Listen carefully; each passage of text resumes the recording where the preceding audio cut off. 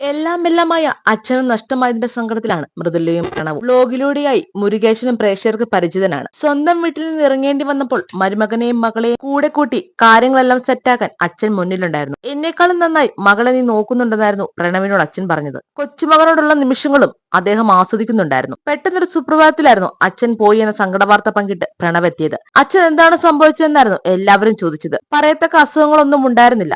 ഭക്ഷണം കഴിച്ച് ഉറങ്ങാൻ കിടന്നതായിരുന്നു. രാവിലെ ആയപ്പോൾ എഴുന്നേറ്റില്ല. മൃതദേഹം പോസ്റ്റ്മോർട്ടം ചെയ്തിരുന്നെന്നും പ്രണവ് വ്യക്തമാക്കിയിരുന്നു. അച്ഛൻ ഏറെ ആഗ്രഹിച്ചൊരു കാര്യം സഫലമാകുന്നതിനെ കുറിച്ചായിരുന്നു പുതിയ വീഡിയോയിലൂടെ പറഞ്ഞത്. ഞങ്ങൾ ഒരു കാർ ബുക്ക് ചെയ്തിട്ടുണ്ടായിരുന്നു. നേരത്തെ ചെയ്തതാണ്. അച്ഛനുള്ളപ്പോഴായിരുന്നു ബുക്ക് ചെയ്തത്. ഒരു വണ്ടി എടുക്കാനുള്ള സാഹചര്യമൊന്നും ആയിരുന്നില്ല. കുറെ യാത്രകൾ വരുന്നുണ്ട്. കുടുംബസമേതമായിട്ട് പോവാനാണ് പ്ലാൻ. കാറില്ലാതെ കാര്യങ്ങളൊന്നും നടക്കില്ല. കുഞ്ഞും കൂടി ഉള്ളതുകൊണ്ട് സേഫ്റ്റി പ്രധാനമാണ്. അന്ന് ബെലനോ എടുക്കുമ്പോൾ അത്രയും ബഡ്ജറ്റേ ഉണ്ടായിരുന്നുള്ളൂ. എന്റെ കൺസെപ്റ്റിലെ കാര്യങ്ങളെല്ലാം മീറ്റ് ചെയ്ത വണ്ടിയായിരുന്നു അത്. ലോങ് യാത്ര ചെയ്യാൻ നല്ല കംഫർട്ടായിരുന്നു. മൈലേജിന് പ്രശ്നമുണ്ടായിരുന്നില്ല. മിക്ക സ്ഥലങ്ങളിലും അത് വെച്ച് പോയിട്ടുണ്ട്. 2 വർഷം കൊണ്ട് 35,000 കിലോമീറ്റർ ഓടിയിട്ടുണ്ട്.